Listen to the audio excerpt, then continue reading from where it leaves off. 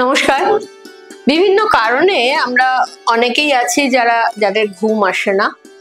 আহ, হতে পারে সেটা অফিসে স্ট্রেস, হতে পারে বিজনেসে স্ট্রেস, টেনশন, এরকম বিভিন্ন ধরনের জিনিসের থেকে ঘুম না আসা একটা সাইড এফেক্ট।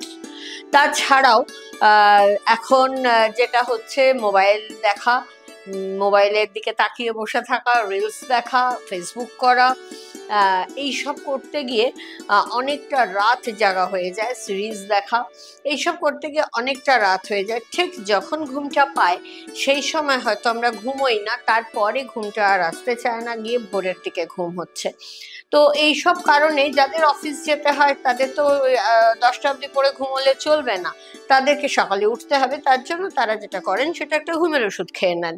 এই ঘুমের ওষুধ যেটা করে, ভীষণভাবে ডিপেন্ডেন্সি এসে যায়। এক ধরনের ঘুমের ওষুধটাকেও আমি নেশার পর্যায়েতেই ফেলবো। অনেকে ড্রিঙ্কস এর ক্ষেত্রে বলেন আমার ডাক্তার বলেছে দুপেগ খেতে, তাতে কোনো ক্ষতি হবে না, তাতে আমার ঘুমটা দারুণ হয়।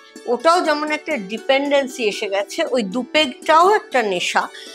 ঠিক তেমনি যেদিন সে খায় না সেদিন তার মনে ঘুমটা আসছে না ওই দুপেগটা খায়নি বলে।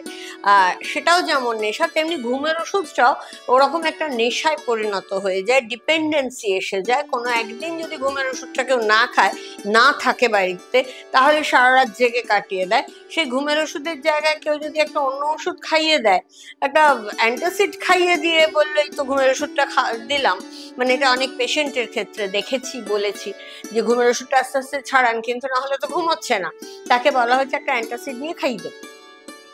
তো সেরকম তাকে ওরকম কেউ অ্যান্টাসিড খাওয়ায়, কেউ একটা ছোট কোনো ভিটামিনের ওষুধ খাওয়ায়, যাই হোক একটা কিছু খাইয়ে দেয়, দিয়ে বলে যে এটা ওর ঘুমের ওষুধটা দেয়া হলো, সে কিন্তু নিশ্চিন্তে ঘুমাচ্ছে। তো এরকম ডিপেন্ডেন্সি হচ্ছে সব থেকে বড় ফ্যাক্টর, এবং এই ডিপেন্ডেন্সি বা এক ধরনের নেশা, এটা তো একটা মানসিক জায়গা, তো অবশ্যই হ্যাম্পার করে। এবং দিনের পর দিন ঘুমের ওষুধ খাবার ফলে কিছু ফিজিক্যাল প্রবলেমও দেখা দেয়, গা বমি করা, কনস্টিপেশন, মানে খিদে না হওয়া, এই ধরনের প্রবলেম গুলো দেখা দিতে থাকে। একটা সময় একটি ডিপ্রেশনও তৈরি হয়ে যায়। কাজে যারা, যদি কেউ রেইকি শেখেন, হয়তো তিনি এসছেন আর্থারাইটিসের জন্য, কেউ এসছে হয়তো পেটের সমস্যার জন্য, কেউ এসছে স্পন্ডিলাইটিসের জন্য, কেউ এসছে ডায়াবেটিসের জন্য, কেউ এসছে থাইরয়েডের জন্য, যে কোনো কারণেই আসুক না কেন, আমি কিছু বলি না, যে যা এসছে তাকে সেই অনুযায়ী তাকে শিখিয়ে টিখিয়ে বাড়ি পাঠিয়ে দেওয়া হলো। যেহেতু আমাদের ইনস্টিটিউশনে অর্থাৎ যাজ্ঞসেনী মিত্র রেকি ট্রেনিং সেন্টার 2000 সালে যবে থেকে জন্ম নিয়েছে, একটা জিনিস আমরা মেনটেন করি যে আপনি রেকি শিখে চলে গেলেন টাটা বাই বাই, সেটা কখনোই নয়। যে আপনারা বারবার আসুন, বাড়িতে যেটা অভ্যাস করছেন ঠিক করছেন কিনা আমরা ফ্রি অফ কস্ট চেক করে দিই। তারা যখন পরপর ঘুরে আসেন বা আবার সেকেন্ড ডিগ্রি করতে আসেন, তখন প্রথম কথাটাই এটা আসে, কি ভালো ঘুম হচ্ছে। অর্থাৎ আমি বলে থাকি রেকির সাইড এফেক্ট হচ্ছে অসাধারণ ঘুম হওয়া। কাজেই যেখানে রেকির সাইড এফেক্ট হচ্ছে অসাধারণ ঘুম হওয়া, কাজেই যদি রেকি শিখে আপনার ঘুমটা কোয়ালিটি অ্যান্ড কোয়ান্টিটি স্লিপ হয়, তাহলে হতে পারে হয়তো কেউ পড়ার চাপে, কোনো কাজের চাপে হয়তো 4 ঘন্টা ঘুমোতে পারে। সেই 4 ঘন্টা যদি কেউ স্বপ্ন দেখে তাহলে তার ঘুমটা কমপ্লিট হয় না। সেই 4 ঘন্টা ছেঁড়া ছেঁড়া ঘুম হচ্ছে, বারবার ঘুম ভেঙে যাচ্ছে, ঘুমটা কমপ্লিট হয় না। কিন্তু এই 4 ঘন্টা যদি কেউ কোয়ালিটি স্লিপ ঘুমায়, তাহলে কিন্তু তার কোয়ান্টিটি কম হলেও চলে যায়। রেকি এই জায়গায় quality and quantity sleep provide করে, যে যতক্ষণ ঘুমাচ্ছে তাকে কোয়ালিটি স্লিপ দিচ্ছে। এই quality and quantity sleep reiki provide করে। তো আমরা এমন ইনসমনিয়া পেশেন্ট দেখেছি যে যিনি প্রচুর ঘুমের ওষুধ খেয়েও কিছু হয়নি, আলটিমেট ঘুম তার চোখ বন্ধ হয় না। তার কাছে লাইব্রেরি থেকে বেশ কিছু বই এনে রেখে দেওয়া হয় বাড়িতে।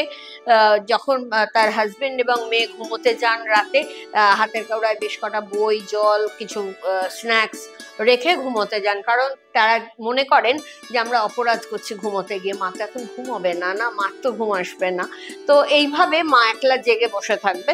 তো এইরকম পেশেন্ট রেকি শিখে গেলেন, তার মোটামুটি 1 মাসের মধ্যে মানে ওনারা আসলেন আমার জন্য, অনেক গিফট নিয়ে আসলেন, ফুল, মিষ্টি, একটা চুড়িদারের পিস, এরকম সব নিয়ে। এই কি, এগুলো কেন এনেছেন, কি হয়েছে?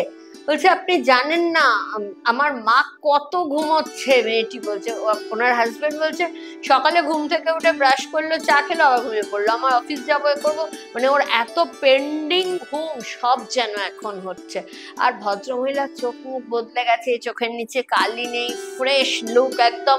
বলছেন বিশ্বাস করুন আমি এখন শুধু ঘুমোচ্ছি আর ঘুমোচ্ছি, এত আনন্দ আর বলার কথা নয়, ভীষণ ভালো ঘুম হচ্ছে। তো আমি বললাম এটা কি একটু একটু করে হলো? বললো হ্যাঁ, প্রথম প্রথম নর্মাল ঘুমটাই শুরু হয়েছিল, তারপরে দেখলাম যে মানে অফুরন্ত ঘুম, এবং আমার যেন চোখ ভেঙে ঘুম আসছে, মানে এতদিনের পেন্ডিং ঘুম যেন আমি ঘুমোচ্ছি।